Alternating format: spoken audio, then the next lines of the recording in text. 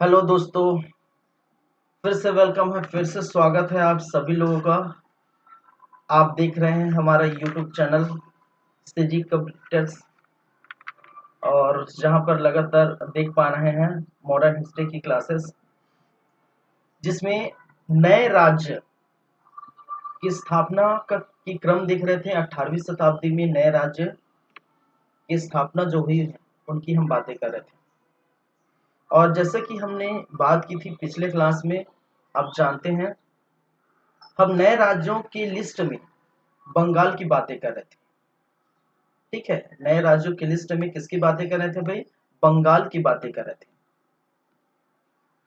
हैदराबाद की बातें हो चुकी है। हैदराबाद नए स्टेट।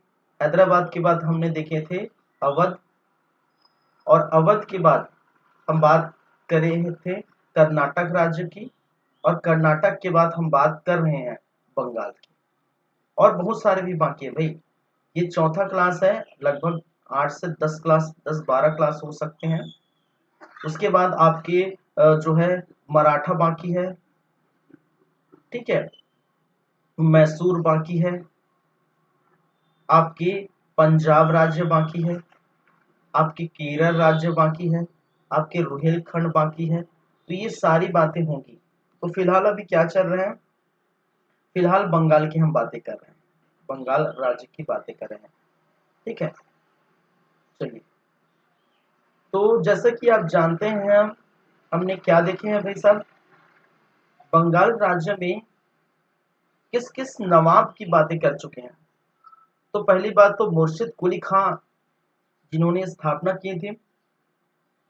मुगल के समय ये सूबेदार बने थे। ठीक है, और जब मुगलों का शासन प्रशासन कमजोर देखने को पड़ता है तो उसी समय मुर्शिद कुली खां बंगाल का नवाब बनते हैं। दूसरा, सुजाउद्दौला, उसके दमान की बातें की थी। फिर सुजाउद्दौला के पुत्र सरफराज खां, और सरफराज खां और अली वर्दी खां के मध्य क्या हुआ था? अली वर्दी खां किसके थे भाई? बिहार के नायाब सूबेदार बनाए गए थे। बिहार के नायाब सूबेदार, स्टार्टिंग में बिहार के नायाब सूबेदार थे। फिर इन्होंने इनको पराजित कर क्या बना था? पराजित कर सूबेदार बना, पराजित कर ना जो है नवाब बना। ठीक है, सरफराज खां को पराजित कर नवाब बना, अली वर्दी खां बने। अली वर्दी खां के बाद हमने जो बात जो करेंगे वो कौन है? सिराजुद्दौला। तो अभी कहाँ है भाई? अभी हम जिसकी बातें करेंगे वो कौन है? वो है सिराजुद्दौला है। ठीक है, चलिए। तो बाकी क्या है? सिराजुद्दौला, मीर जाफर, मीर कासिम। जाफर का 2 समय आता है, 57 से 60 और 60 से 63। चलिए, आगे हम बात करेंगे इसकी सिराजुद्दौला। 5वें नंबर का जो नवाब है वो है सिराजुद्दौला।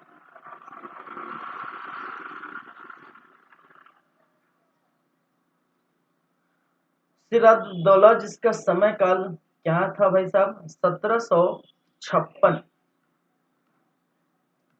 सन 1756 से लेकर सन 1757 ईस्वी। और आप जानते हैं महत्वपूर्ण जो युद्ध लड़े गए थे, जिसको इतिहास में प्लासी का युद्ध कहा जाता है, वो इनके ही समय देखने को मिला था, सन 1757। तो चलिए फिर स्टार्ट करते हैं। तो जैसे कि मैंने कहा, ये किसके बाद शासक बनते हैं भाई साहब? ये बनते हैं अली वर्दी खां के बाद। क्या है? अली वर्दी खां। ठीक है, और अली वर्दी खां के बारे में मैंने कहा था कि अली वर्दी खां का क्या था भाई साहब? कोई पुत्र नहीं था। ठीक है, इनका कोई पुत्र नहीं था। कोई पुत्र नहीं है, इसका मतलब क्या है? इसका मतलब इस राजपाट को कौन संभालेगा भाई? कोई ना कोई तो एक व्यक्ति होगा जो उसको आगे लेके जाएगा। इस राजपाट को कौन संभालेगा? तो आपको देखने को मिलता है इनके कोई पुत्र नहीं थे, लेकिन याद रखिए इनकी 3 पुत्री थी। ठीक है, क्या थे भाई साहब? 3 पुत्री थी। एक पुत्री का जो विवाह हुआ था वो ढाका में हुआ था। ठीक है, ढाका में। दूसरे पुत्री का विवाह जो हुआ था वो हुआ था कहाँ पर? पटना में। और तीसरी पुत्री का विवाह हुआ था पूर्णिया में। और इस तीसरी पुत्री, अंतिम पुत्री के एक पुत्र थे और उस पुत्र का नाम था सिराजुद्दौला। सिराजुद्दौला। और इसी सिराजुद्दौला क्या बनते हैं? अली वर्दी के बाद जो है अगला सूबेदार। अली वर्दी के बाद क्या बनते हैं? अगला सूबेदार कौन बनते हैं? सॉरी, अगला नवाब। मैं बार बार सूबेदार बोल रहा हूं। अगला नवाब, बंगाल का अगला नवाब अली वर्दी के बाद कौन बनते हैं? ठीक है, सिराजुद्दौला। और सिराजुद्दौला और अली वर्दी के बीच की रिलेशन को हम क्या बोलते हैं? दौहित्र। सॉरी, दौहित्र कहने का मतलब है पुत्री का पुत्र। ठीक है, पुत्री का पुत्र कहने का मतलब है दौहित्र। तो ये दौहित्र कहते हैं सिराजुद्दौला। ठीक है, सिराजुद्दौला कहा जाता है सबसे योग्य शासक। ठीक है, ये सब में से योग्य शासक कहलाते थे, सबसे योग्य शासक। चलिए, तो ये सिराजुद्दौला की कुछ बातें हो गई। आगे बातें करेंगे कि सिराजुद्दौला के समय बहुत सारी घटनाएं घटी थी। ठीक है, जिनमें एक प्रमुख 1757 में प्लासी का युद्ध देखने को मिला था। और प्लासी की युद्ध का पृष्ठभूमि जो है इसी के समय स्टार्ट होती है। ठीक है, और इसी के समय ये युद्ध होता है। चलिए, सिराजुद्दौला के समय घटनाएं। सिराजुद्दौला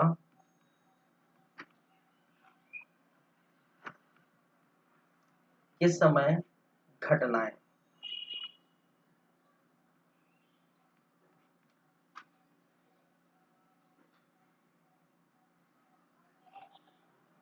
ठीक है, देखिए सिराजुद्दौला जब नवाब बना तो नवाब बनने के बाद उनके साथ बहुत सारी घटनाएं देखने को मिलती है। ठीक है, पहली अगर बात करें, पहली घटना की बात करें तो पहली ये है कि पूर्णिया का जो नवाब था,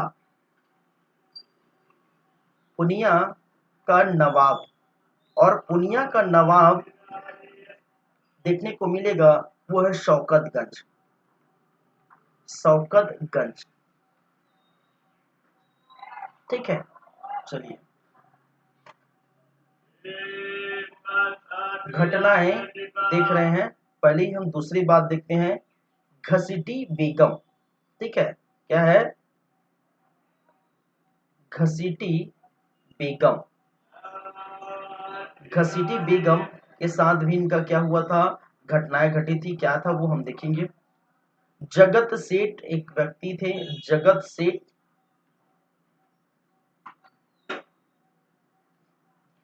अमीर चंद, अमीर चंद, मणिक चंद, मणिक चंद। और छठे नंबर में हम बात करेंगे अंग्रेजों की। अंग्रेज। ठीक है, तो पहले समझ लेते हैं। एक 6 घटनाएं कहने का मतलब है हम देखने वाले हैं, क्या क्या है वो हम देखेंगे। चलिए, पुनिया का नवाब और पुनिया के नवाब शौकतगंज के बारे में कहा जाता है कि पुनिया के नवाब शौकतगंज सिराजुद्दौला के मौसा थे। भाई साहब क्या थे? मौसा थे। और घसीटी बेगम मौसी थी, मौसी थी। ठीक है, पुनिया के नवाब शौकतगंज के बारे में कहा जाता है कि जब सिराजुद्दौला, समझिएगा मेरी बातें, जब सिराजुद्दौला नवाब बना किसका? बंगाल का, तो उसी के चलते शौकतगंज ने विद्रोह कर दिया। ठीक है, उसी के चलते शौकतगंज ने विद्रोह कर दिया और वो चाहते हैं कि जो बंगाल के जो बड़े भूभाग हैं उनका नवाब वो बनना चाहते हैं। ठीक है। और इसी के चलते ये जब विद्रोह करते हैं तो विद्रोह में आपको देखने को मिलेगा मनिहारी का युद्ध। ठीक है, इस विद्रोह के बाद मनिहारी का युद्ध देखने को मिलेगा। और मनिहारी का युद्ध किसके किसके मध्य होता है? सिराजुद्दौला वर्सेस किसके बीच भाई? शौकतगंज के बीच होता है, शौकतगंज के बीच होता है। और यहाँ पर सिराजुद्दौला विजयी हो जाते हैं। ठीक है, इसका मतलब इसका क्या हो जाता है भाई साहब? इसका दमन कर दिया जाता है। इसका क्या कर दिया जाता है? दमन कर दिया जाता है सिराजुद्दौला के द्वारा। तो ये बातें हैं, पहली बातें। तो कहने का मतलब इन्होंने विद्रोह किया था कि वो अगला नवाब बनेगा किसका? बंगाल का, बड़े भूभाग का, इसलिए इसका दमन कर दिया। ठीक है। और ये जो युद्ध हुआ वो किस युद्ध के नाम से फेमस है? मनियारी का युद्ध। और ये सन 1756 में जब ये खुद क्या बनते हैं भाई? जब ये खुद नवाब बनते हैं तभी युद्ध होने लगता है। चलिए, दूसरी बात है घसीटी बेगम की हम करें यदि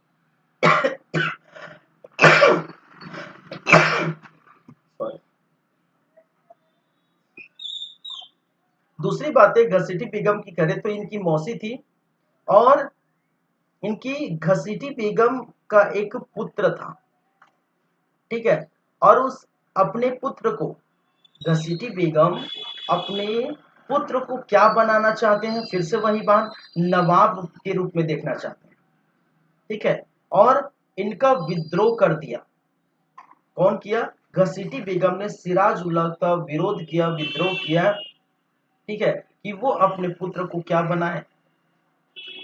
नवाब बनाए। और इनका भी जल्दी से क्या हो गया? घसीटी बेगम कहने का मतलब इनकी मौसी थी, इनका भी दमन हो गया, दमन देखने को मिला था। ये देखिए, इनकी बातें हम बाद में करेंगे। किनकी बातें?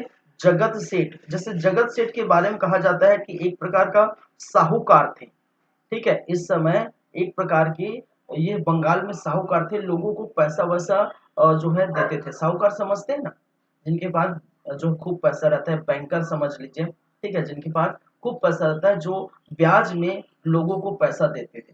ठीक है, ये क्या काम करते हैं? ठीक है, ये समझ गए। चलिए, अमीर चंद एक प्रकार का व्यापारी था, बंगाल में ही एक प्रकार का क्या था? व्यापारी था। ठीक है। तीसरी बात है मणिक चंद के बारे में आप जानिए। मणिक चंद जो है फोर्ट विलियम का इनको संरक्षक बनाया गया था। Fort William. ठीक है, fort William, Kolkata fort William का क्या बनाया गया था? संरक्षक प्रदान किया गया था, इसको देख रेख के लिए रखा गया था। और अंग्रेज के बारे में तो आप जानते ही हैं भाई। ठीक है, तो हम पहले बात करेंगे अंग्रेजों के बारे में, उनके बाद इनसे रिलेटेड ये सारी चीज जो है वो सामने आएगी। क्योंकि आपको देखने को मिलेगा कि सिराजुद्दौला के समय घटना घटती है, मैं बार बार बोल रहा हूँ, प्लासी का युद्ध। और प्लासी के युद्ध के पहले जो पृष्ठभूमि तैयार होती है, ठीक है, उसके अंतर्गत जगत सेठ, अमीर चंद, मणिक चंद, सभी लोग, यहाँ तक कि सिराजुद्दौला का एक सेनापति है आएगा। ठीक है, इससे एक और व्यक्ति यहाँ मैं लिख देता हूँ 7वें नंबर पर, जो इसके बाद क्या बनते हैं? नवाब बनते हैं, मीर जाफर। मीर जाफर, ये सभी अंग्रेजों के साथ रह जाते हैं। ठीक है, सभी क्या करते हैं भाई? ये सभी जितने भी है, मणिक चंद है, जगत सेठ है, अमीर चंद है, मीर जाफर है, सब किसके पक्ष में हो जाते हैं? अंग्रेजों के पक्ष में हो जाते हैं। और वो चीज जब अंग्रेज हम देखेंगे तब आपको पता चलेगा कैसी कहानी जो है चलती है। ठीक है, तो हम बात करेंगे अब ये दोनों का। तो दमन हो गए, पुनिया के नवाब शौकतगंज जो इनके मौसे थे, और घसीटी बेगम मौसी थी। ठीक है, उनका भी ये दमन कर दिया। अब बात करेंगे किसकी? अंग्रेज की। ठीक है, तो ये सारे पॉइंट आपके सामने यूं ही आ जाएगा। ठीक है, चलिए, अब होगा सिराजुद्दौला, सिराजुद्दौला वर्सेस अंग्रेज। अब अब समझिएगा क्या स्थिति बन के आई है। ठीक है, अब समझिएगा क्या स्थिति बन के आएगी। यहां पर आपको ये पहले मैं मैप बना देता हूं। ये है आपका बंगाल। ठीक है भाई साहब, समझिएगा ये है आपका बंगाल।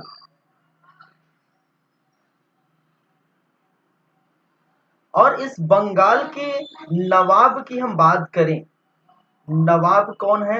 नवाब अभी है सिराजुद्दौला। तो पूरा बंगाल लिख देता हूं तब। ठीक है, बंगाल नवाब, बंगाल नवाब, बंगाल नवाब क्या है, कौन है? सिराजुद्दौला, सिराजुद्दौला। ठीक है, यहां पर है आपका देखने को क्या मिलेगा, ये मैंने बताया था, ये जो स्थान है, ठीक है, ये क्या है? ये कर्नाटक है। क्या है भाई साहब? ये स्थान क्या है? कर्नाटक राज्य है, कर्नाटक। और यहीं पर एक स्थान है, एक है मद्रास। और मद्रास पर east India company, EIC, east India company का हेडक्वार्टर है। मैंने बार बार बोला हूं। और ये पांडुचेरी, पांडुचेरी, और पांडुचेरी पर है आपका फ्रेंच का हेडक्वार्टर। समझिएगा, ठीक है। अब देखिए, इस समय ये जो समय चल रहा है 56 से 57, आपको पता होगा ये जो समय चल रहा है किसका? सिराजुद्दौला का जो समय चल रहा है 56 से 57। और यहीं पर हमने ये देखे थे भाई साहब, दो बातें हम जानते हैं अंग्रेजों के बारे में। क्या बातें जानते हैं भाई साहब? अंग्रेजों के बारे में दो बातें जानते हैं। एक तो इन दोनों के बीच, फ्रेंच कंपनी और ईस्ट इंडिया कंपनी के बीच क्या चल रहा है? कर्नाटक युद्ध चल रहा है। और कर्नाटक युद्ध जो 1746 से लेकर 63 तक देखने को मिलता है, कितने? 3 कर्नाटक युद्ध होते हैं। ठीक है, क्या होते हैं? 3 कर्नाटक युद्ध होते हैं। ये पूरा डिटेल में मैं कई बार बता चुका हूं। ठीक है, ये अब समझिए। अब यहीं पर आपका देखने को मिलेगा जो कोलकाता है, बंगाल के अंतर्गत क्या है? कोलकाता। और कोलकाता में फोर्ट विलियम का निर्माण देखने को मिला था। विलियम फोर्ट विलियम का क्या हुआ था? निर्माण देखने को मिला था। और इसी फोर्ट विलियम का जो निर्माण हुआ था, इसी फोर्ट विलियम का घेराबंदी करना चाहते थे। समझिएगा पूरी बातें, घेराबंदी करना चाहते हैं, इस किले को पूरा घेरना चाहते हैं। किस कारण से? किस कारण से ये किलों को घेरना चाहते हैं? कारण क्या है भाई साहब? कारण ये है कि यहाँ पर कर्नाटक युद्ध हो रहे हैं। ठीक है, कहाँ पर? इस कर्नाटक में। और कर्नाटक युद्ध के चलते अगर फ्रेंच किसी भी प्रकार की ऐसी घटनाएं घटित करते कि कोलकाता को, फोर्ट विलियम को नुकसान पहुंचा दे, तो दिक्कत हो जाएगी। तो ये चाहते हैं कि इस फोर्ट विलियम का घेराबंदी करे। कहाँ पर? कोलकाता में। ठीक है, पहली बात। दूसरी बात, एक चीज आपको फिर से पता होगा, मैं फिर से बार बार वही बोल रहा हूं। एक बात है कि 1717 में फर्रुख सियर ने क्या किया था? फर्रुख सियर ने एक फरमान जारी किया दिया था। और इस फरमान जारी कर दिया था जिसके चलते बंगाल पर 3000 रुपया देकर आप क्या कर सकते हैं? मुक्त व्यापार कर सकते हैं। ठीक है, 1717 में बंगाल पर मुक्त व्यापार का फरमान किसने जारी किया था भाई साहब? फर्रुख सियर ने जारी किया था। ये कई बार मैं बोल चुका हूं। ठीक है, फर्रुख सियर ने जारी किया था। और क्यों किया था? क्योंकि इनकी जो है बीमार थे, और बीमार के कारण, ठीक है, बहुत पीड़ित थे। और इनका इलाज एक हैमिल्टन नामक अंग्रेज डॉक्टर द्वारा किया गया था। और बाद में खुशी खुशी से एक मुक्त व्यापार की घोषणा करते हैं। और इतिहास में इस मुक्त व्यापार को दस्तक के नाम से जाना जाता है। दस्तक कहने का मतलब एक जो है, एक बोल सकते हैं एक कार्ड होता है। कार्ड कहने का मतलब है उसमें सभी चीजें देखने को मिलती है, जिसमें लिखा होता है कि इतने इतने तक ये क्या कर सकते हैं, इतने इतने क्षेत्र तक व्यापार कर सकते हैं। एक प्रकार का बोल सकते हैं ना, स्टाम्प पेपर में आप लिख के देते हैं कि ये जमीन आपकी है, ठीक है। तो उसी प्रकार का एक जो है दस्तावेज रहता है, ठीक है, और उसको कहा जाता है दस्तक, और उसमें सभी चीजें लिखी रहती कि क्या क्या हो रहा है। तो ये कार्ड मिला था, एक उनको क्या मिला था, क्षेत्र मिला था, जिसके अंतर्गत बंगाल बंगाल पर जो ईस्ट इंडिया कंपनी है, कौन, मद्रास में जो ईस्ट इंडिया कंपनी है, वो बंगाल पर मुक्त व्यापार कर सके। और कहा जाता है इसी दस्तक का दुरुपयोग कर रहे थे, दुरुपयोग कर रहे थे, दस्तक का दुरुपयोग हो रहा था। दस्तक का कैसे दुरुपयोग हो रहा था भाई? दस्तक का दुरुपयोग हो रहा था, कहने का मतलब है कि बंगाल में सिर्फ और सिर्फ ईस्ट इंडिया कंपनी को ही मौका था, ईस्ट इंडिया कंपनी को ही क्या था, उनको भी ये अधिकार दिया गया था, उनको ही अधिकार दिया गया था ईस्ट इंडिया कंपनी को। बाकी किसी कंपनी या किसी व्यक्ति को अधिकार प्राप्त नहीं था फर्रुखसियर द्वारा। सिर्फ ईस्ट इंडिया कंपनी ही क्या कर सकता है, वहां पर व्यापार कर सकता है। लेकिन आप जानते हैं बंगाल बहुत बड़ा क्षेत्र है, और यहाँ की जो है, यहाँ जो है रेवेन्यू बहुत ज्यादा डेवलप होती है। अंग्रेज चाहते हैं कि बहुत ज्यादा से ज्यादा उनको पैसा मिले, ज्यादा से ज्यादा फायदा मिले। इसी कारण कहा जाता है कि इस दस्तक का एक फोटोकॉपी जो है, कहने का मतलब इस दस्तक का उपयोग कई निजी कंपनी करती थी, कई निजी कंपनी को दे दिया गया था, किसके द्वारा, अंग्रेजों द्वारा, ठीक है, कि वहां मुक्त व्यापार करे और जो भी प्रॉफिट हो वो हमें लाके दे, आपको भी थोड़ा बहुत प्रॉफिट हो और हमें तो होगा ही। तो दस्तक के वजह से, दस्तक के जरिए ये जो निजी कंपनी को क्या सौंप दी गई थी, जैसे ईस्ट इंडिया कंपनी को अधिकार दिया गया था मुक्त व्यापार का फर्रुखसियर द्वारा, वैसी मुक्त व्यापार का अधिकार ईस्ट इंडिया कंपनी ने कई निजी कंपनी को ये बांट दिए थे, जिनसे उनका फायदा हो। तो यहाँ पर फोर्ट विलियम, देख पहली बात ये कारण है, ठीक है, ये युद्ध का कारण सामने आके देखना। पहली बात ये घेराबंदी की करने वाले हैं फोर्ट विलियम का।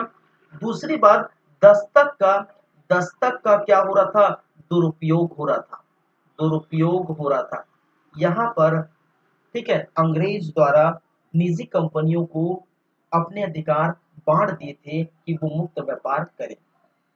अब इससे क्या दिक्कत होगी, इससे क्या दिक्कत होगी, इससे दिक्कत ये होगी कि जितने भी यहाँ पर बंगाल पर, देखिए बंगाल बहुत बड़ा क्षेत्र है, मैं बार बार बोल रहा हूँ, बंगाल पर इतनी ज्यादा क्या हो रहा है, रेवेन्यू डेवलप हो रहा है।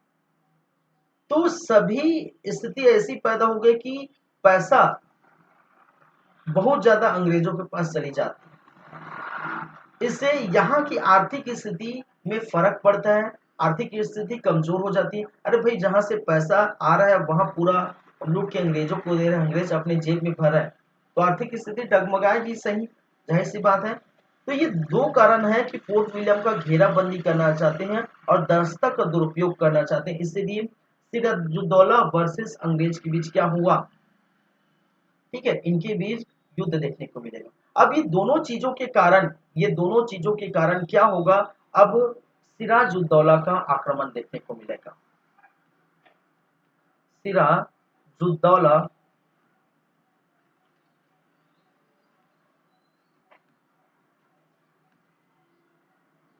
का आक्रमण,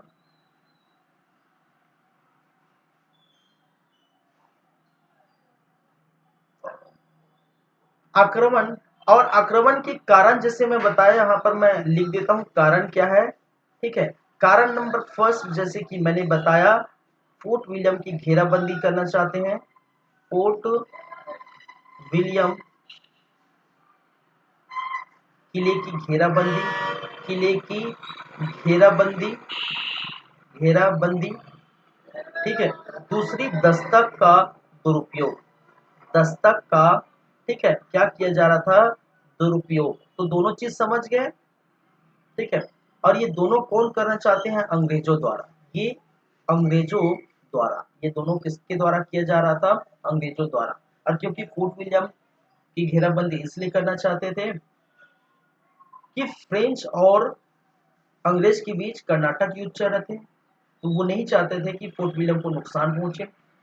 दस्तक का दुरुपयोग कहने का मतलब मैंने बताया कि यहाँ पर जो अधिकार प्राप्त थे मुक्त व्यापार, वो अधिकार निजी कंपनी को भी अंग्रेज दे देते हैं, जिससे आर्थिक स्थिति क्या हो जाती है, कमजोर हो जाती है।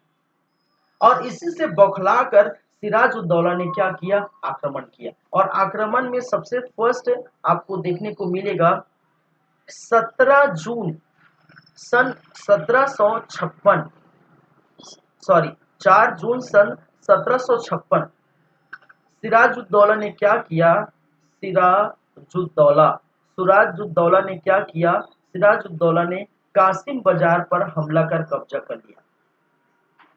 कासिम बाजार पर क्या किया, हमला किया, हमला कर कब्जा कर लिया, कब्जा कर लिया।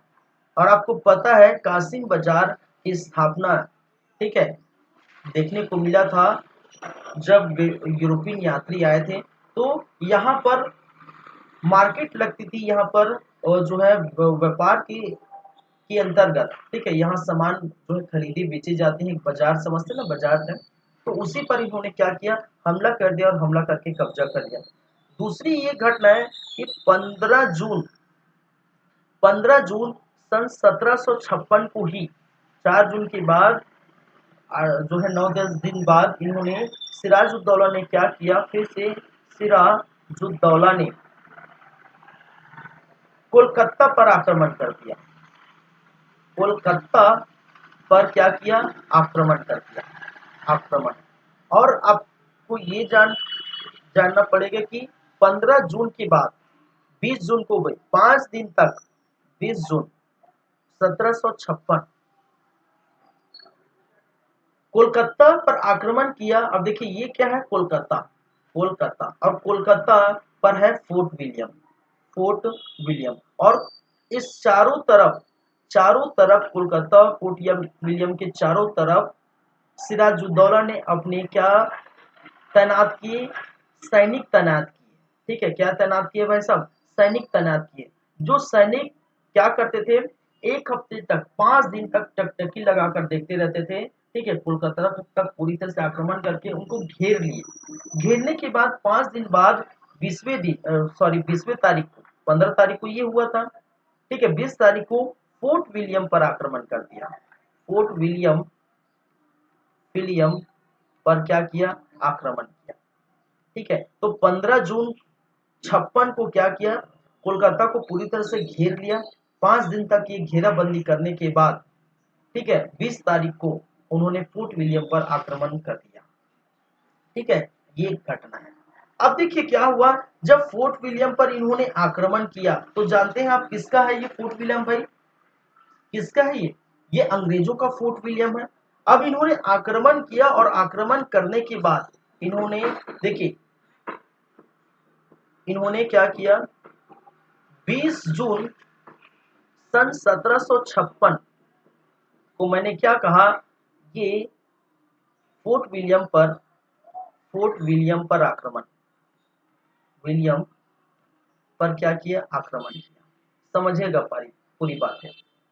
आक्रमण किया और आक्रमण करने के बाद इस फोर्ट विलियम में कहा जाता है कि इस फोर्ट विलियम में उपस्थित कम से कम 146 अंग्रेजों को, 146 अंग्रेजों को, समझिएगा पूरी बातें सुनिएगा, 146 अंग्रेजों को क्या किया था, एक काल कोठरी में बंद कर दिया, काल कोठरी, ठीक है, एक काल कोठरी में बंद कर दिया, ठीक है। काल कोठरी लगभग इस प्रकार से आपको देखने को मिले थे, ठीक है। और काल कोठरी में ये, अगर इसकी ऊंचाई की बात करें तो 18 फुट इसकी ऊंचाई है और चौड़ाई 14 फुट की आसपास इनकी ऊंचाई जो है चौड़ाई है।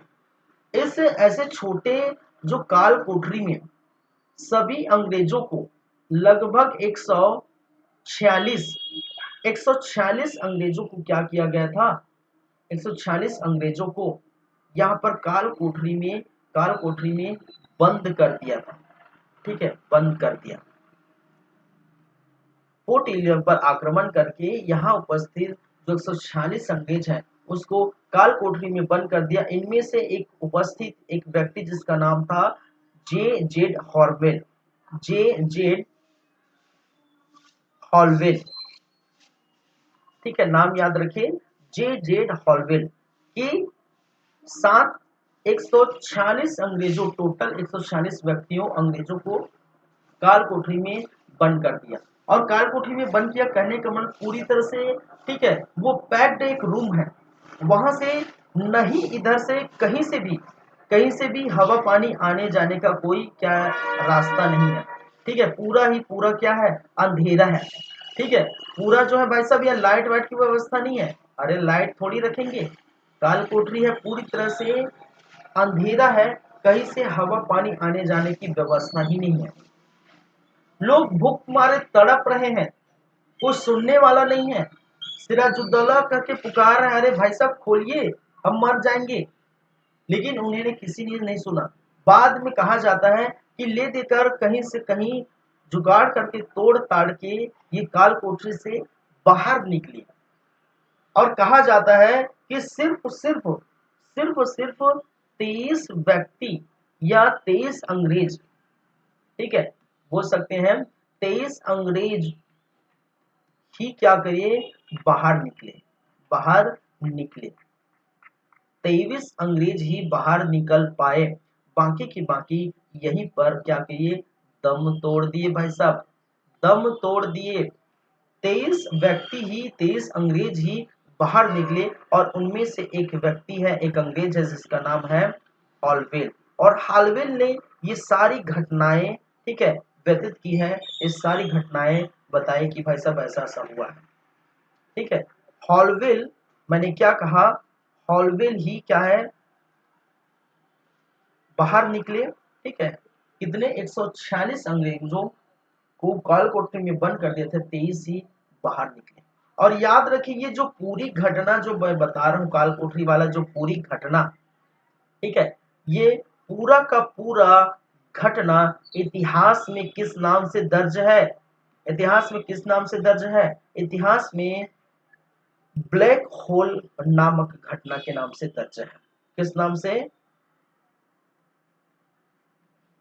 ब्लैक होल घटना, ठीक है, या जिसको हम कहते हैं इंग्लिश में ब्लैक होल ट्रेजेडी, ठीक है, ट्रेजेडी, ब्लैक होल ट्रेजेडी या ब्लैक होल घटना के नाम से इतिहास में क्या हुआ, फेमस हुआ भाई साहब। तो आपको अगर पूछा जाता है कि ब्लैक होल की घटना क्या है, तो आप क्या बताएंगे, क्या बताएंगे कि 146 अंग्रेजों को क्या किया गया था, काल कोठरी में बंद कर दिया गया था, दम घुटने के कारण, ठीक है, बहुत सारे लोगों की मृत्यु हो गई, और ले दे के 23 अंग्रेज ही बाहर निकल पाए, उनमें से एक था हालवेल, और इसी हालवेल ने पूरी घटना की जानकारी दी, और इसी घटना को इतिहास में हम ब्लैक होल के नाम से जानते हैं। समझ गए मेरी बातें पूरी।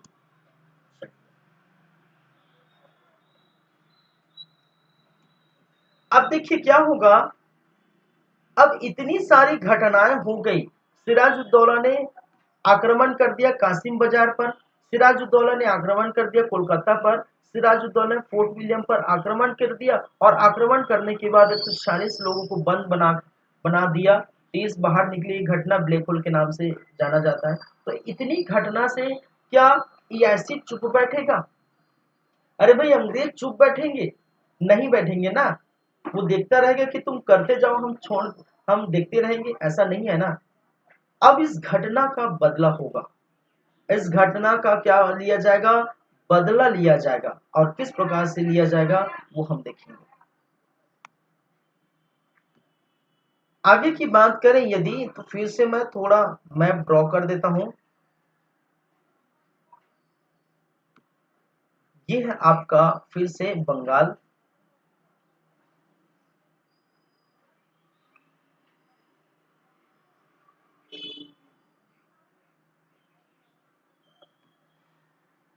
ये आपका बंगाल, और बंगाल का जो नवाब है वह है सिराजुद्दौला, सिराजुद्दौला जिसकी हम बातें कर रहे हैं।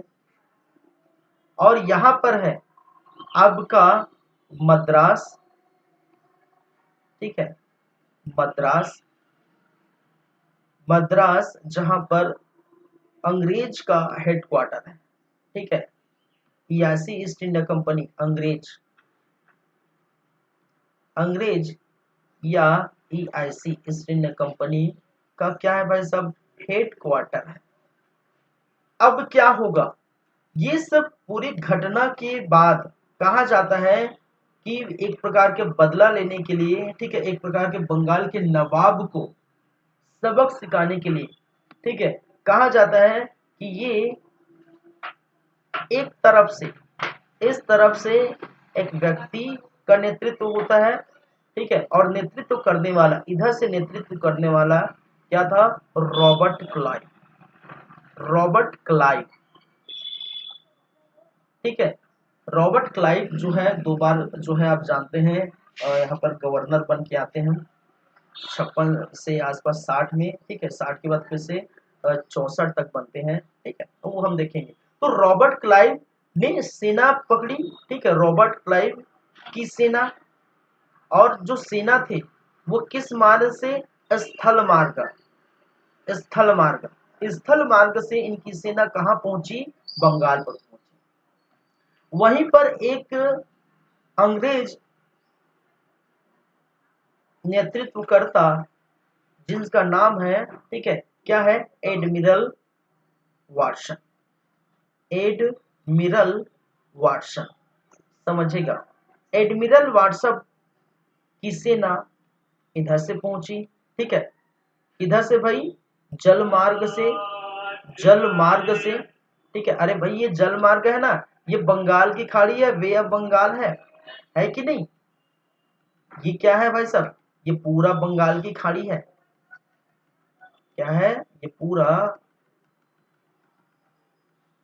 बंगाल की खाड़ी है, आप जानते हैं बंगाल की खाड़ी। तो ये जो है जल मार्ग से एडमिरल वाटसन क्या है, जल मार्ग से अपनी सेना लेकर पहुंचते हैं। ये दोनों मिलते हैं, ठीक है, दोनों जो है रॉबर्ट क्लाइव और एडमिरल वाटसन, इन दोनों ने क्या किया, बंगाल को पूरी तरह से घेर लिया, ठीक है, बंगाल को अंग्रेज जो है पूरी तरह से क्या कर लिया भाई साहब, घेर लिया। सैनिक पूरी तरह से चारों तरफ जो है, स्थल मार्ग, जल मार्ग, सभी तरफ से घेर लिया। इधर से रॉबर्ट क्लाइव पूरे स्थल मार्ग को घेर लिया, जल मार्ग जहां पर पड़ता है पूरा एडमिरल वाटसन ने घेर लिया, ठीक है। तुम साला कहां भाग पाओगे यार, तुमने ब्लैक होल की घटना करा दी, इतने सारे अंग्रेज मारे गए, कोलकाता पर कब्जा कर लिया, कासिम बाजार पर कब्जा कर लिया, ठीक है, इतने सारे हमले हम छोड़ेंगे नहीं तुम्हें, ठीक है। और हमारी शर्तें मान लीजिए हम आपको घेर चुके हैं।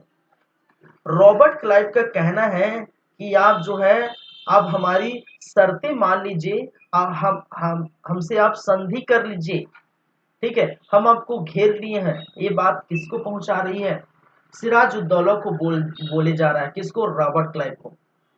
सिराजुल्लाह बोलते हैं कि भाई साहब क्या है आपकी शर्तें, बताइए तो जरा, मैं तो घेर चुका हूं, अब जो बताएंगे वही मैं करूंगा, आपकी शर्तें क्या है, आपकी संधि क्या है।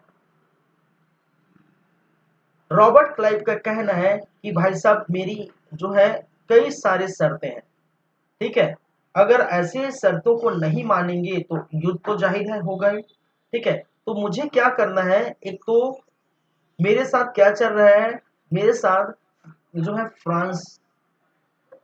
फ्रांसीसियों के साथ, फ्रेंच के साथ युद्ध चल रहा है, कर्नाटक युद्ध, और उसके लिए मुझे क्या करना है, उसके लिए फोर्ट विलियम, फोर्ट विलियम की घेराबंदी करनी मुझे, आप करने देंगे। अरे भाई फोर्ट विलियम की घेराबंदी करनी है, आप करने देंगे।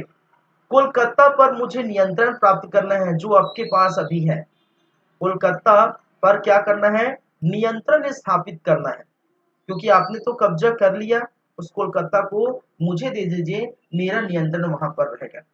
व्यापारिक सुविधा भी, व्यापारिक सुविधा की मुहैया आपको कराना पड़ेगा, व्यापारिक सुविधा प्रदान करनी पड़ेगी, व्यापारिक सुविधा देना पड़ेगा आपको, यहाँ पर व्यापार की सुविधा देना पड़ेगी।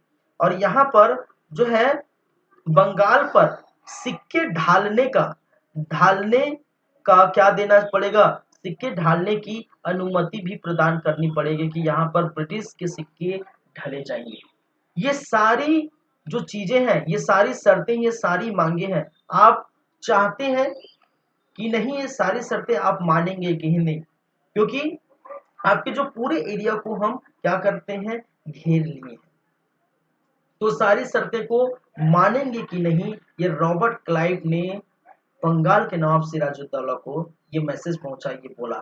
बाद में क्या हुआ, सिराजुद्दौला ये सारी शर्तें पूरी तरह से एक बात में मान गए, भाई साहब मान गए। अरे जान भी बचाना है इनको, जान भी बचाना है, क्योंकि दोनों तरफ से घिर चुके हैं, इनके पास कोई ऑप्शन ही नहीं है, ठीक है, ऑप्शन ही नहीं है। तो ये मान गए फट से कि भाई साहब आप जो करना है करिए, ठीक है, मुझे अपने हाल में छोड़ दीजिए, आप जो करना है फोर्ट विलियम की घेराबंदी करना करिए, कोलकाता पर नियंत्रण आपका होगा, व्यापार की सुविधा मुहैया कराता हूँ आपको, व्यापार तो आप कर ही रहे थे, ठीक है, और जो है अपना कुछ भी क्षेत्र है वो लेना है ले लीजिए, सिक्के ढालने की नौबती मैं आपको दे देता हूँ, ठीक है।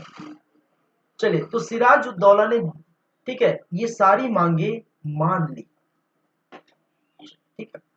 चलिए 2 मिनट में आता हूँ, फिर ना जो आगे बढ़ेंगे क्योंकि ये लंबा चलने वाला है, ठीक है। 2 मिनट का ब्रेक है, फिर हम आगे की बात करेंगे।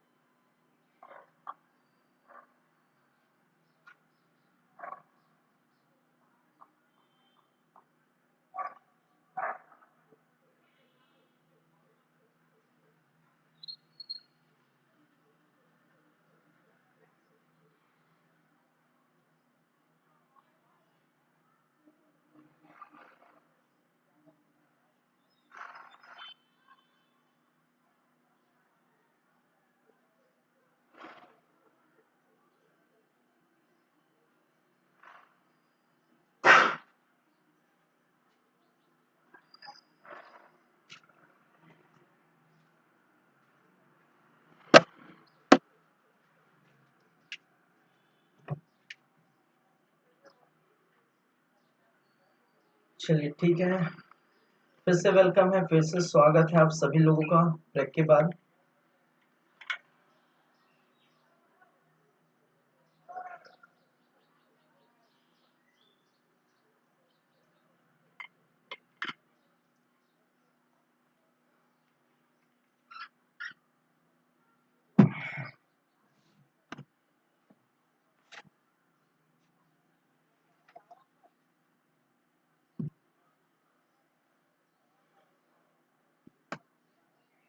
चलिए आगे चलिए। तो हम कहाँ थे भाई? हमने कहा कि जो शर्तें थी फोर्ट विलियम की घेराबंदी, कोलकाता पर नियंत्रण, व्यापार सुविधा, सिक्के ढालने की नौबती, ये सारी शर्तें और बहुत सारी चीजें थी। ठीक है, जो मेन तो यही है। ये सारी शर्तें सिराजुद्दौला फटाफट मान जाते हैं। लेकिन दिक्कत यहाँ ये है कि रॉबर्ट क्लाइव की जो जो दृष्टिकोण है, समझिएगा, रॉबर्ट क्लाइव की दृष्टिकोण है, वो चाहते हैं दूरदर्शी सोचते हैं। ठीक है, इसकी दूरदर्शिता, ठीक है, दूरदर्शिता वाला जो है दृष्टिकोण है, वो चाहते हैं कि ये बंगाल का जो नवाब है सिराजुद्दौला इतना फटाफट जल्दी क्यों मान गया। ये बंगाल के नवाब रॉबर्ट क्लाइव को पूरी तरह से खत्म करना चाहते हैं, पूरी तरह से इनको पद से हटाना चाहते हैं, इनको ठिकाने लगाना चाहते हैं। ये नहीं चाहते कि बंगाल का नवाब ये बन के रहे, क्योंकि इतनी सारी जो गलती की है इन्होंने, तो उसके लिए तो मौत ही आएगी। ठीक है, ये ब्लैक होल की घटना, इतनी सारी जो इन्होंने गलती की है, उसके लिए तो बस इतना ही काफी नहीं है कि वो संधि कर लिए मैं और मैं मान जाऊं। तो पहले से इनका मोटा मोटी ये दिमाग में था कि ये बंगाल के नवाब को किसी प्रकार की ठिकाना लगाना पड़ेगा। रॉबर्ट क्लाइव को ये पता नहीं था कि ये शर्तें भाई सब तुरंत मान जाएंगे। उनको ये था कि अगर ये शर्तें नहीं मानेंगे तो मैं इन पर चढ़ जाऊंगा, इन पर युद्ध कर दूंगा, इसको खत्म कर दूंगा।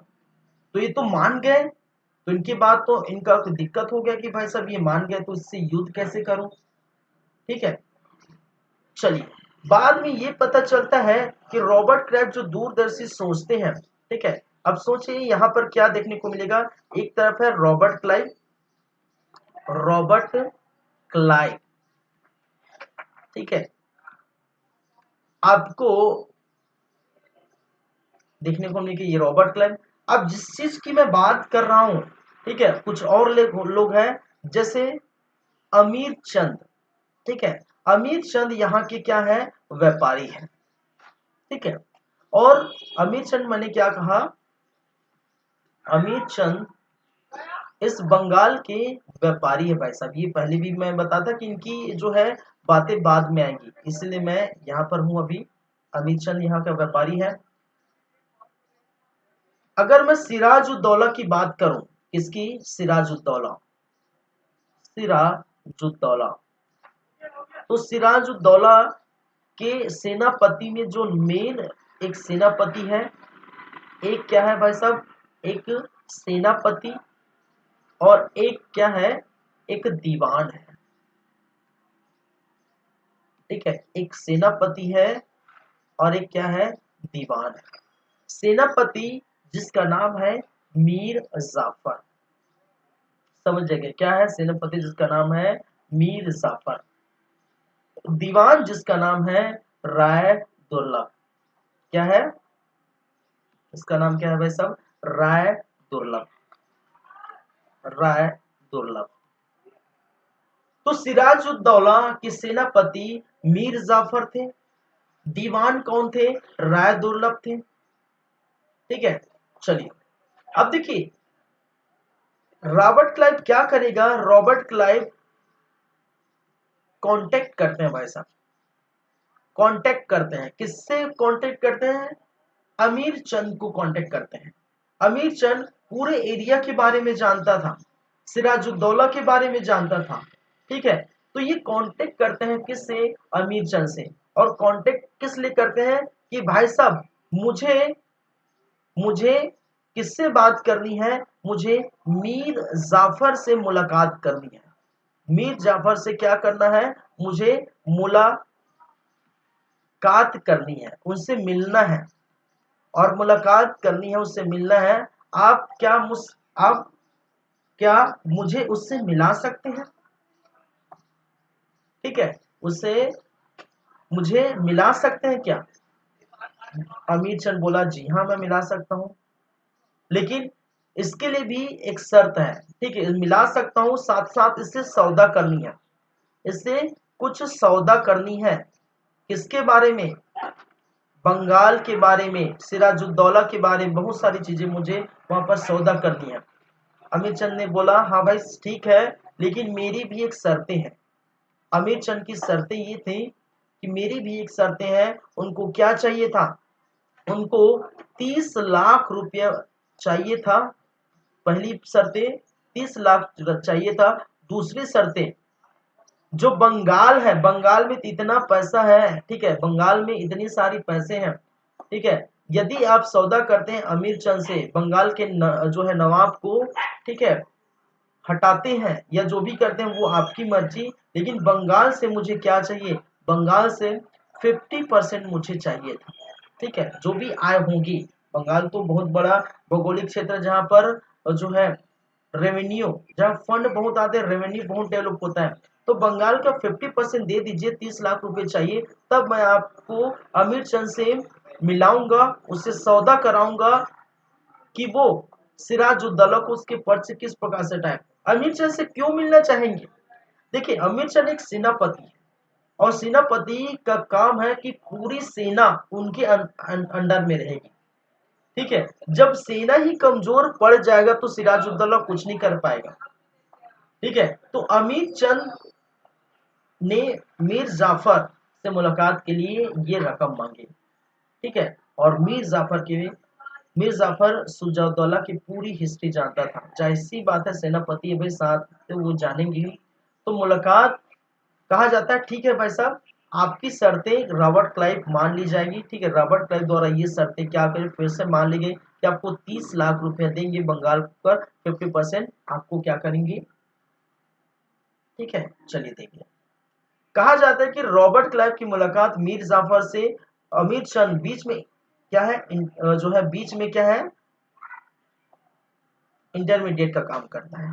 इंटरमीडिएट, मध्यता, समझते हैं ना, मध्यता, मध्यता का काम करता है। कहने का मतलब है रॉबर्ट क्लाइव और मीर जाफर को एक स्थान पर बुलाया जाता है, दोनों के बीच जो वार्तालाप होती है, अमीर चंद दोनों को मिलवाते हैं, जो भी बातें। अब देखिए, कहा जाता है कि रॉबर्ट क्लाइव और मीर जाफर के बीच क्या होगा, समझौता होगा, सौदा होगा। और सौदा क्या होगा कि मीर जाफर को एक ऑफर होता है, और ऑफर क्या होता है कि मेरी अगर आप कुछ बात मानेंगे तो मैं आपको क्या करूंगा, बंगाल का नवाब बना दूंगा भाई साहब, बंगाल का क्या बना दूंगा, नवाब बना दूंगा। ऐसा रॉबर्ट क्लाइव ने मीर जाफर से कहा कि अगर मेरी बातें आप सुनेंगे, मेरे काम करेंगे, मेरी शर्तें मानेंगे, तो मैं आपको बंगाल का नवाब बना दूंगा। आप मुझे सहायता करेंगे किसके लिए, सिराजुद्दौला को पद से हटाने के लिए, उसको मारने के लिए अगर आप मेरी सहायता करेंगे तो बंगाल का नेक्स्ट नवाब आप होगा। मीर जाफर अपनी जिंदगी में नहीं सोचा होगा कि एक सेनापति होते हुए वो क्या होगा, वो क्या बनेगा, वो नवाब बनेगा। अभी तक जो नवाब की लिस्ट आप देख रहे थे, या फिर उसका दामाद बनता था, या फिर उसका कोई पुत्र बनता था, या उसका भाई बनता था, या उसके कोई भी संबंधी है। यहाँ सिराजुद्दौला भी पुत्री का पुत्र है, अली वर्दी खां के पुत्री का पुत्र दौहित्र सिराजुद्दौला खुद है। तो उनकी फैमिली जो मेंबर्स हैं वही बनते थे। लेकिन सिराजुद्दौला चूंकि एक सेनापति था, वो अपनी जिंदगी में, अपनी लाइफ में नहीं सोचा था कि बंगाल का नवाब मैं बनूंगा। वो तो खुशी का ठिकाना नहीं रहा जो है मीर जाफर। बताइए साहब क्या करना है मुझे, बस आपको कुछ धोखेबाजी करनी है, किससे, सिराजुद्दौला से। जैसा मैं बोलूं, जैसा मैं कहूं, जैसा जो भी कहूं, आप बंगाल में वो करेंगे, ठीक है। सिराजुद्दौला को ठिकाना लगाना है, उनको मारना है, बस इतनी बात है। तो मीर जाफर बोलते हैं कि मैं अपने हाथों से नहीं मारूंगा, मैं, ठीक है, मैं कुछ नहीं करूंगा, आप जो कहेंगे वो करूंगा, बस उसको मारूंगा नहीं, ठीक है। ये चीज मुझ पर छोड़ दीजिए कि मैं कैसे इसको ठिकाने लगाता हूँ। चलिए, बाद में ये सारी बातें हो गई, ठीक है, सारी बातें हो गई। अब आपको देखने को मिलेगा, अब आपको देखने को मिलेगा प्लासी का युद्ध। समय हो चुका है किसका, प्लासी का युद्ध, प्लासी का युद्ध। और प्लासी का युद्ध कहा जाता है सन 1757 ईस्वी को,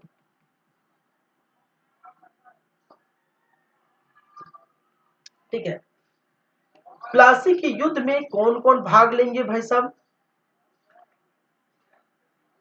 पहले उन लोगों को समझते हैं कौन कौन भाग लेंगे। एक होगा आपका अंग्रेज और दूसरा प्लासी के युद्ध में सिराजुद्दौला। सिराजुद्दौला, ठीक है। एक अंग्रेज है, दूसरा सिराजुद्दौला। किसके बीच होगा? प्लासी का युद्ध इन दोनों के बीच। अंग्रेज में कौन कौन है? एक है रॉबर्ट क्लाइव की सेना, रॉबर्ट क्लाइव की सेना, और दूसरी है एडमिरल वाटसन की सेना, ठीक है। और दोनों की क्या है? संयुक्त सेना, संयुक्त सेना। दोनों की क्या है भाई साहब? संयुक्त सेना। इधर देखिए, इधर आपको देखने को मिलेगा मीर मदान, मीर मदान नाम याद रखिए, मीर मदान और जो है मोहनलाल, दोनों नेतृत्व कर रहे थे। मोहनलाल, मीर मदान और मोहनलाल दोनों इसका किसका? सिराजुद्दौला का नेतृत्व कर रहे थे। इनकी जो है संयुक्त सेना, ठीक है, इनकी जो है सेना, इन दोनों सेना के बीच अंग्रेजों के संयुक्त सेना और मीर मदान और मोहनलाल की जो संयुक्त सेना के बीच क्या कर रहे थे? इन दोनों के बीच क्या हुआ था? युद्ध हुआ था। अब शर्तें ये थी, क्योंकि अंग्रेज के पक्ष में आपको देखने को मिलेगा, देखिए अंग्रेज किसको मिला लिए थे? याद रखिए, अंग्रेज के पक्ष में एक तो अमीर चंद था, ठीक है। दूसरी बातें कौन था? मीर जाफर थे, मीर जाफर थे। तीसरी बातें राय, इसको भी खरीद लिए थे भाई साहब, याद रखिए इस चीज को मैंने नहीं बताया, इसको भी खरीद लिए थे। ये राय दुर्लभ को भी क्या किया जाता है? ये मीर जाफर के कहने पर कि उसके दीवान है, इसको भी क्या किया जाता है? खरीद लेते हैं, कुछ कुछ पैसे इनको दिया जाता है, ठीक है। याद रखिए, ठीक है, ये क्या कहते थे? मैंने क्या कहा? खरीद लिए थे। राय दुर्लभ को भी इनके पक्ष में कर लिए थे। तो यह नाम लिखूंगा। अंग्रेज के पक्ष में कौन कौन है? एक तो अमीर चंद, मीर जाफर और राय दुर्लभ। साथ ही साथ साहूकार, एक साहूकार जैसे जगत सेठ की बात किया था, जगत सेठ, इनको भी कुछ पैसे देकर खरीद लिए थे। या देखिए माणिक चंद और माणिक चंद को भी, क्योंकि फोर्ट विलियम के रक्षक के रूप में ये तैनात थे, इनको भी खरीद लिए थे। ये सभी लोगों को अंग्रेज द्वारा क्या किया गया था? खरीद लिया गया था, ठीक है। अंग्रेजों द्वारा क्या गया था? अंग्रेजों द्वारा द्वारा खरीद लिया। कहने का मतलब है कि उनको पैसा वैसा, कोई स्थान, कोई पद दिलाने की बात कहकर अंग्रेज अपने पक्ष में ले लिए। अब सिराजुद्दौला थे, सभी क्या कर लिए भाई से? ये सभी लोगों ने क्या किया? धोखा दिया, ठीक है। सभी ने क्या किया? धोखा दिया, ठीक है। सभी ने क्या किया भाई साहब? अमीर चंद वहां के क्या थे? व्यापारी थे। मीर जाफर खुद का सेनापति था, ठीक है। मीर जाफर जो है सिराजुद्दौला का सेनापति था। राय दुर्लभ इनके दीवान थे। जगत सेठ यहाँ का बैंकर था, यहाँ का जो है साहूकार थे। मणिक चंद को ही फोर्ट विलियम की जो है संरक्षण के लिए रखा था। तो लगभग सिराजुद्दौला के आसपास के जो साथी हैं, उनको पूरी तरह से अंग्रेज खरीद लिए थे, अपने पक्ष में कर लिए थे, ठीक है। अब देखिए सिराजुद्दौला अकेला पड़ गया, ठीक है, इनको धोखेबाजी मिलने वाली है। याद रखिए सिराजुद्दौला के बारे में कहा जाता है कि इनकी जो सेना थी लगभग 50,000 की सेना थी, ठीक है। इनकी जो सेना थी ये लगभग कितनी थी भाई साहब? लगभग 50,000 की सेना थी।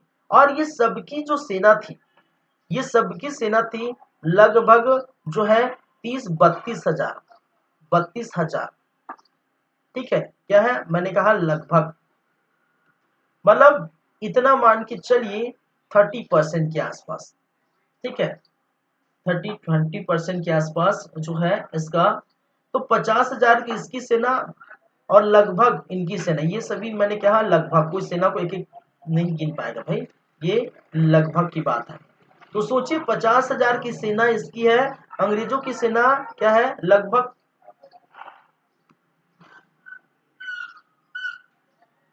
32, लगभग 3,000 की मान के चलिए, 32 तो मोटा मोटी क्या है 3,000, 3200 था, ठीक है, मैंने कहा 3,000, लगभग 3,000 की सेना, लगभग ये 50,000 की सेना। फिर भी से आपको पता होना चाहिए, फिर भी से अंग्रेज क्या होते हैं, अंग्रेज जीत जाते हैं, जीत जाते हैं, ठीक है, क्या होते हैं, अंग्रेज जीत जाते हैं।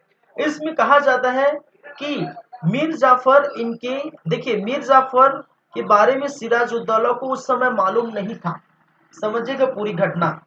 मीर जाफर को उनकी जो धोखेबाजी के बारे में, ठीक है, मीर जाफर के धोखेबाजी के बारे में सिराजुद्दौला को मालूम ही नहीं था कि जो सेनापति इनके पक्ष में चले गए, ठीक है, प्लासी की जगह का, याद रखिए ये प्लासी की जगह का चुनाव भी, इस जगह के चुनाव भी किसने किया था, इस जगह का चुनाव रॉबर्ट क्लाइव ने किया था। प्लासी का युद्ध ये पूरी तरह से क्या था भाई साहब, पूरी तरह से फिक्स था, ठीक है, पूरी तरह से फिक्स था प्लासी का युद्ध। प्लासी के जो मैदान है उस मैदान का चुनाव भी अंग्रेज रॉबर्ट क्लाइव द्वारा किया गया था, क्योंकि वो चाहते थे कि इस मैदान, युद्ध मैदान ऐसे चुने जाए ताकि दूर दूर तक वो भग के मैदान से अगर जाए तो अपने स्थान तक जा नहीं सकता। आपको पता है, ठीक है, बंगाल,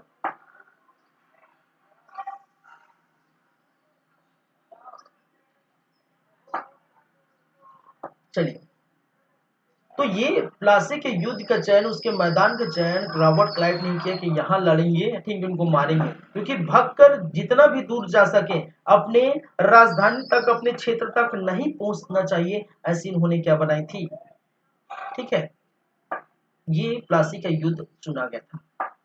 जब ये युद्ध चल रहा था, जब ये युद्ध चल रहा था तो कहा जाता है कि इनको अब भनक पड़ गई कि ये सभी इनके खिलाफ हो गए, अंग्रेज मुझे कभी भी मार सकते हैं।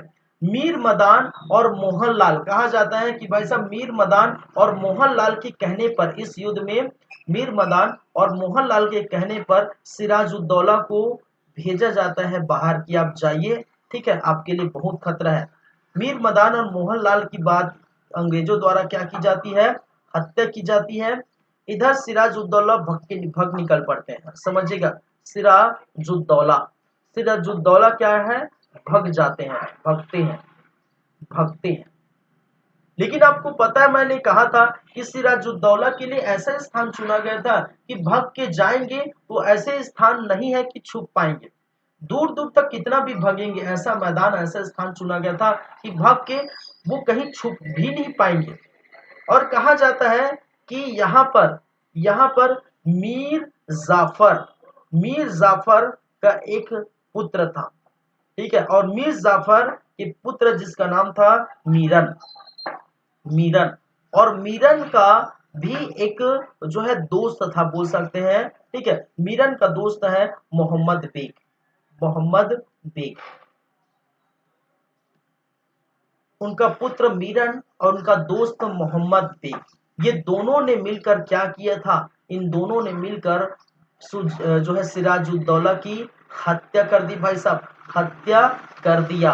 और हत्या का सबसे बड़ा श्रेय किसको जाता है, मोहम्मद बेग को। मोहम्मद मीरन के कहने पर ही मोहम्मद बेग ने सिराजुद्दौला की हत्या कर दी, कहने का मतलब दोनों ने मिलकर सिराजुद्दौला की क्या कर दिया भाई साहब, हत्या कर दिया, ठीक है। तो ये षड्यंत्र धर्मी भी थे, ठीक है, क्योंकि मीरन को भी पता है उनके पापा ये चाहते हैं कि भाई उनके पापा बंगाल के नवाब बनेंगे, जाहिर सी बात है, तो मीरन भी यही चाहता है कि इनको किसी भी तरफ से छोड़े नहीं, कहीं भी जाए, किसी भी तरफ भगे, ठीक है, तो एक तरफ ये अगर उस तरफ भगेंगे तो हो सकता है अंग्रेज की सेना जो है क्या कर दे, मार दे, तो जब इधर भगे, इस तरफ भगे, अपने जो है राजधानी की तरफ भगे, तो जो है इनके पुत्र मीरन द्वारा क्या किया जाता है, मीर जाफर को पुत्र मीरन द्वारा क्या किया जाता है भाई साहब, इनकी हत्या कर दी जाती है, ठीक है। और हत्या के बाद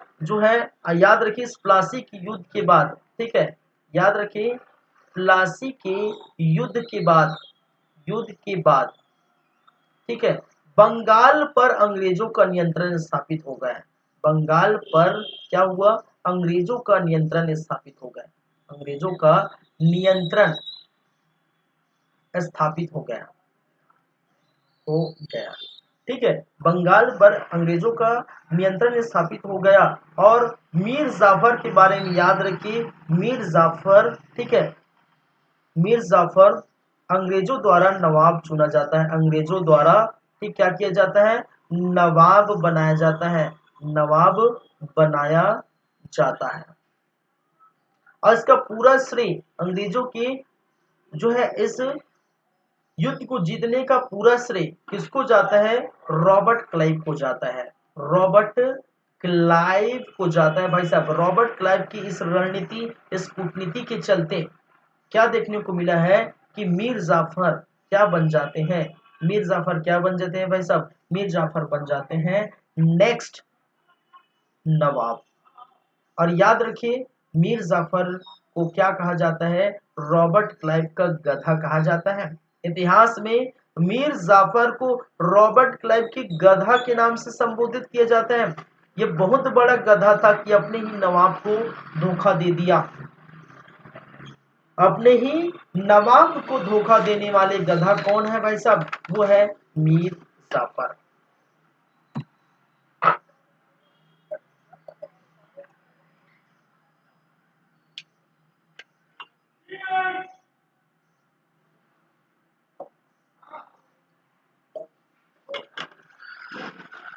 तो आपको समझ में आया होगा ये सारी घटनाएं किस प्रकार से चल रही थी, कैसे सिराजुद्दौला को पूरी तरह से ठिकाने लगाया गया, ठीक है। चलिए, तो आप ये सारी घटना देखिए, याद रखिए किस किस घटना, तो देखिए यहाँ पर मेन इंपॉर्टेंट ये है, सिराजुद्दौला के बारे में आपको अगर याद रखना है तो मेन इंपॉर्टेंट जो है आपका क्या है भाई साहब, आपका ये तो ब्लैक होल की घटना, इसके समय की जो महत्वपूर्ण घटना आपको याद रखना है, ब्लैक होल की घटना, ठीक है, कालकोठरी में बंद कर दी उसकी घटना। दूसरी बात ये आपको याद रखनी है, क्या है, प्लासी की युद्ध, ठीक है। इतना डीप में आपको नहीं पूछेगा, ठीक है, पूछता है तो उसके लिए आप तैयार रहिए, ठीक है। इतने डीप तक जो मैं पढ़ा रहा हूँ, जो बता रहा हूँ, एक एक घटनाक्रम को, ठीक है, एक एक दिन को, एक एक स्थान को, ठीक है, तो इतना आपको नहीं पूछने वाला है, और पूछेगा तो भी उसके लिए आप तैयार रहें, ठीक है। चलिए आगे देखते हैं, आगे हम बात करेंगे किसकी, मीर जाफर, ठीक है, आगे की कहानी हम किसकी बात करेंगे, मीर जाफर की।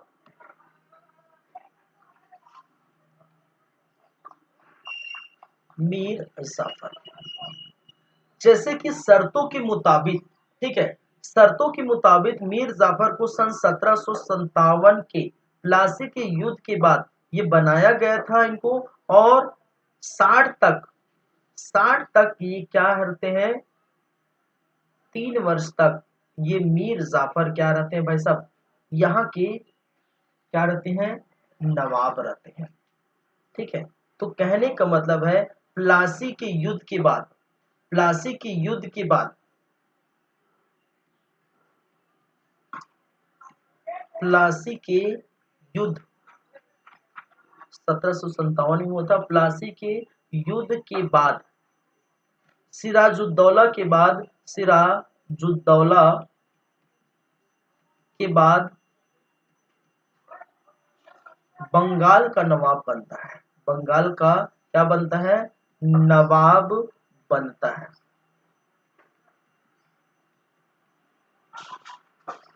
ठीक है, पहली बात। दूसरी बात, दूसरी बात ये मैंने क्या कहा, इनको इतिहास में, इनको इतिहास में, इतिहास में रॉबर्ट क्लाइव का, रॉबर्ट क्लाइव का गधा कहा गया है, गधा कहा गया है। क्यों कहा भाई, अरे जो गधा का काम क्या है, अरे जैसा करेंगे, जितना उनको ढोएंगे, ठीक है, जितना उनके, ठीक है, शरीर में सामान रखेंगे, जितना ढोएंगे उतना ही वो करेगा, ठीक है। इधर उधर बस मुंडी हिला के करेगा, करेगा कि नहीं? गधे के बारे में जानते हैं ना, ठीक है, जो भी करेंगे वो करेगा। वैसे ही ये जो गधा है, ये मीर जाफर है, ठीक है, वो रॉबर्ट क्लाइव जैसा कहता है वैसे ये करते रहते हैं, ठीक है। चलिए अब देखिए, समझिएगा, मीर जाफर जब बंगाल का नवाब बना, मीर जाफर जब बंगाल का नवाब बना, तो सबसे ज्यादा फायदा किस चीज को हुआ, किस व्यक्ति को हुआ, किस लोग को हुआ? तो वो है अंग्रेजों को हुआ, ठीक है। बंगाल बहुत बड़ा क्षेत्र है, ये कई बार मैं जो है इस चीज को बता चुका हूँ। और बंगाल में इतने सारे जो है इफरात पैसे हैं भाई साहब, रेवेन्यू डेवलप होता है, इफरात पैसे हैं। यहाँ पर बंगाल का जो नवाब है, बंगाल नवाब मीर जाफर, मीर जाफर, मीर जाफर द्वारा कोई प्रतिबंध नहीं लगाया गया था अंग्रेजों को। जो व्यापार करना है वो व्यापार खूब करिए। मीर जाफर स्वयं भ्रष्टाचार करता था, अपने निजी व्यक्तियों को, निजी लोगों को भ्रष्टाचार करने के लिए बोलता था, ठीक है, वहां से भ्रष्टाचार करता था, ठीक है, क्या करता था? भ्रष्टाचार। और भ्रष्टाचार करके ये इतने सारे पैसे कमा दिए थे, इतने सारे पैसे कमाए थे, ये सभी पैसे अंग्रेजों को देते थे, ठीक है, अंग्रेजों को देते थे। जो मांगता है, जितना पैसा कौड़ी चाहिए, जो चाहिए वो चाहिए, ठीक है, वो जितना भी मांगे, सोना चांदी पकड़ के, बोरी बोरी डाल के, ट्रक में भर के सभी पहुंचा देते थे इंग्लैंड, ठीक है। खूब पैसा कमाया है बंगाल से अंग्रेजों द्वारा, व्यापार किए कोलकाता पर, बंगाल पर, उतने एरिया पर वो खूब पैसा छापे, खूब पैसा कमाए, और सभी पैसे लेकर क्या करते हैं, कहा जाता है इंग्लैंड चले जाते हैं।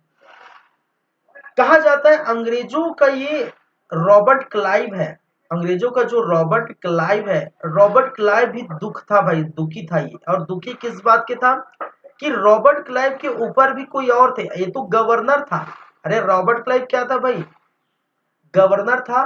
और रॉबर्ट क्लाइव के ऊपर जो भी अंग्रेज है, राजा रानी, ताज जो भी है, क्राउन, ताज या क्राउन, ठीक है, उनके ऊपर भी था, उनके अंडर में जितना पैसा आ रहे हैं भ्रष्टाचार से, जितना आमदनी हो रहे हैं, जितना पैसा आ रहे हैं बंगाल से, ये जो अंग्रेज क्या चाहते हैं, ईस्ट इंडिया कंपनी क्या चाहती है, ठीक है, ईआईसी, अरे ईआईसी का ही तो क्या है, गवर्नर है, ईस्ट इंडिया कंपनी का ही गवर्नर है जो भारत में है। तो ईस्ट इंडिया कंपनी क्या चाहती है कि और बहुत ज्यादा जितना है वो मांग कर रही थी, ठीक है, पैसे वैसे सोना चांदी जो भी है, ठीक है। इसका मतलब क्या है, रॉबर्ट क्लाइव पर एक जो है क्या बन गया था, एक दबाव बनता जा रहा था कि इतना पैसा होने के बावजूद भी, ठीक है, कि east India company Robert Clive को दबाव बना रहे थे कि और मुझे, हमें चाहिए और चीजें हैं, मांग कर रहे थे रॉबर्ट क्लाइव से कि तुम मीर जाफर को ये करने के लिए बोलो, ये करने के लिए बोलो, ये करने के लिए बोलो, ठीक है। रॉबर्ट क्लाइव दबाव इधर बना रहे थे, मीर जाफर जो है, ठीक है, रॉबर्ट क्लाइव मीर जाफर पर दबाव बना रहे थे, और east India company Robert Clive पर दबाव बना रहे थे। समझे मैंने क्या कहा? East India company Robert Clive पर दबाव बना रहे थे, और रॉबर्ट क्लाइव मीर जाफर पर दबाव बना रहे थे। और धीरे धीरे ये बंगाल खाली होते जा रहा है। खाली कहने का मतलब आर्थिक स्थिति बिगड़ रही थी। अरे भाई यहाँ से पैसा कौड़ी ये जाएगा, ठीक है, तो आर्थिक स्थिति डगमगाएगा ही नहीं, होगा कि नहीं? तो आर्थिक स्थिति कमजोर पड़ गई थी, मीर जाफर नहीं चाहते थे। तो मीर जाफर ने रॉबर्ट क्लाइव की जो दबाव है, जो उन्होंने मांगे थे, ठीक है, कुछ कुछ और चीजें जो भी मांगे थे, उस चीजों को उन्होंने क्या कर दिया, इनकार कर दिया कि भाई साहब अब मैं और नहीं दे सकता। अरे आके देखिए बंगाल पर पूरा खाली करके गए तुम लोग, सब तो लूट के ले गए, सभी ले गए, मैं तो कुछ नहीं कर सकता। अरे मुझे जीने के लिए तो चाहिए, पूरा सब लूट के ले जाओगे तो मैं क्या करूंगा? मीर जाफर की बातें नहीं मानी, ठीक है, सॉरी रॉबर्ट क्लाइव की बातें मीर जाफर नहीं माना। और इसके चलते कहा जाता है कि ईस्ट इंडिया कंपनी द्वारा इस मीर जाफर को यहाँ से नवाब पद से क्या किया गया था, हटा दिया था। और हटाने के बाद इस मीर जाफर का जमाई था, ठीक है, मीर जाफर का जमाई था मीर कासिम, और मीर कासिम को यहाँ का क्या बनाया गया था, यहाँ का नवाब बनाया गया था। कहा जाता है कि मीर कासिम इससे जो है उससे तो बेटर है, ठीक है, मीर कासिम मीर जाफर से बेटर है करके मीर कासिम को क्या बनाया गया था, नवाब बनाया गया था। लेकिन आगे चलकर जब बात ये आती है कि मीर जाफर से भी बहुत बेकार मीर कासिम है, तो मीर जाफर तो बस आराम से बंगाल के नवाब बनकर अंग्रेजों की जो है को भ्रष्टाचार करने के लिए, अंग्रेजों को उनके जो भी अधिकार है उनको करने के लिए इजाजत दिया करते थे। लेकिन मीर कासिम ऐसा नहीं था, मीर कासिम अलग ही उनका चल रहा था। मीर कासिम अलग अलग फैक्ट्री खोल रहे थे, आगे देखेंगे। मीर कासिम जो है जर्मन जो अधिकारी को नियुक्त कर रहे थे, मीर कासिम बंदूक बनाने की फैक्ट्री लगा रहे थे। यहां तक कि मीर कासिम ने क्या किया था कि अपने अपने राजधानी जो मुर्शिदाबाद है, उनके राजधानी मुर्शिदाबाद से मुंगेर इन्होंने स्थानांतरित किया था, क्योंकि अंग्रेजों का हस्तक्षेप राजधानी में ज्यादा हो रहा था करके राजधानी परिवर्तन किया था कोलकाता से बहुत दूर। तो इनसे तो और ज्यादा नाराज हो जाएंगे अंग्रेज, आपको देखने को मिलेगा मीर कासिम से तो और ज्यादा नाराज हो जाएंगे। फिर अब मीर कासिम को हटाकर फिर से मीर जाफर को बनाया जाता है, और मीर कासिम के खिलाफ एक युद्ध होता है, बहुत बड़ा युद्ध, जो जो इतिहास में बक्सर के युद्ध के नाम से फेमस होता है। तो प्लासी का युद्ध सिराजुद्दौला के समय देखने को मिलता है सन 1757 को। बक्सर का युद्ध मीर कासिम के समय देखने को मिलता है सन 1764। और आपको पता होगा प्लासी का युद्ध और बक्सर के युद्ध और इलाहाबाद की संधि, ये सारी चीजें ऐसी चीजें हैं, ये सारे युद्ध ऐसे युद्ध है, ऐसे समझौते हैं जिनके बलबूते पर अंग्रेज पूरी तरह से अपनी जो राजनीतिक दृष्टिकोण है उसको पूरा मजबूत बना देते हैं, कहां पर, भारत पर, ठीक है। और ये सबका श्रेय अगर जाता है तो कहा जाता है रॉबर्ट क्लाइव को। भारत पर ईस्ट इंडिया की जो पुनः स्थापना, ईस्ट इंडिया की जो है पूरी तरह से स्थापित किया है, वो है रॉबर्ट क्लाइव को जाता है, ठीक है, उनकी सोच को जाता है। जहां पर उन्होंने उन्होंने प्लासी की युद्ध की घटना, जैसे बाद में इसको निकाल देते हैं, याद रखिए रॉबर्ट क्लाइव को लंदन भेज दिया जाता है ये सारी घटना के बाद, फिर बाद में फिर उसको पुनः बनाया जाता है, ठीक है। ये हम जो है अलग अलग गवर्नर के और जो वायसराय के पद देखेंगे तो उस समय हम क्या करेंगे, बातें करेंगे, ठीक है। चलिए, तो ये पूरी घटना, ये पूरी बातें एक तो मीर जाफर की हो गई, मीर जाफर, ठीक है। तो हमने जो देखे, हम जो चाहते थे उनमें से, देखिए आज की क्लास हम यहीं पर रखेंगे क्योंकि समय बहुत हो चुका है, ठीक है। सिराजुद्दौला और मीर जाफर ये हम देख लिए। मीर जाफर एक बार और आएगा, ठीक है, उसकी हम चर्चा करेंगे। अभी बात, अब आगे की बात करेंगे मीर कासिम की करेंगे, ठीक है। फिर मीर जाफर फिर आएगा, फिर नजुमदौला आएगा, सकउद्दौला आएगा, और इसके समय क्या देखने को मिलेगा, इलाहाबाद की संधि, ठीक है, इलाहाबाद की संधि, ठीक है, जो भी है 1765 में इलाहाबाद की संधि होगा, वो भी हम देखेंगे। तो मोटा मोटी बोल सकते हैं एक क्लास और जाएगा बंगाल के बारे में ही। सोचिए बंगाल इतना बड़ा जो है स्थान है, इतना भौगोलिक क्षेत्र है, तो जाहिर सी बात है उसके लिए तो एक क्लास और ही होगा, क्योंकि बहुत बड़ा युद्ध देखिए बाकी है। अभी जो बाकी है मैं बता दूंगा, अभी जो बाकी है वो है आपका, एक तो अभी देखिए प्लासी का युद्ध हो गया, ठीक है, अभी सबसे बड़ा बक्सर के युद्ध बाकी है, बक्सर का युद्ध, और बक्सर का युद्ध होगा सन 1764 में। अभी बाकी है इलाहाबाद, इलाहाबाद की क्या है संधि, ये भी बहुत बड़ा है, सन जो है 1765 में, ठीक है। और भी कुछ बाकी है और जो है आपको देखने को मिलेगा। तो ये इतने हैं कि आपको एक क्लास जो है लेके ही जाएगा ये पूरा, ठीक है। तो ये पूरे जो है एक क्लास और बाकी है, बंगाल से संबंधित बाकी होगी। उसके बाद हम चलेंगे कहाँ पर, मराठा पर और मैसूर पर, ठीक है। और आगे जो भी है मराठा मैसूर वगैरह हम देखेंगे, ठीक है। चलिए, तो बहुत अच्छी तरीके से मुझे लगता है कि आपको अगर समझ आया होगा तो अच्छी बात है, और नहीं आया तो आप जो है कमेंट कर सकते हैं, कोई भी डाउट हो तो। और आप जो है क्या कर सकते हैं, ये दोबारा देख पाएंगे, ठीक है, रिपीट करके देख सकते हैं। चलिए चलिए, तो बंगाल के बारे में आज की क्लास इतनी ही रहेगी। नेक्स्ट क्लास में, पांचवें क्लास में, ये बंगाल की पूरी बातें होंगी। तो चौथा क्लास, ठीक है, ये चार तीन दो से तीन क्लास तो बंगाल के बारे में लेनी है, ठीक है। चलिए ठीक है, thank you guys, thank you class, मिलते हैं और आगे की बात करते हैं, ठीक है। चलिए, थैंक यू।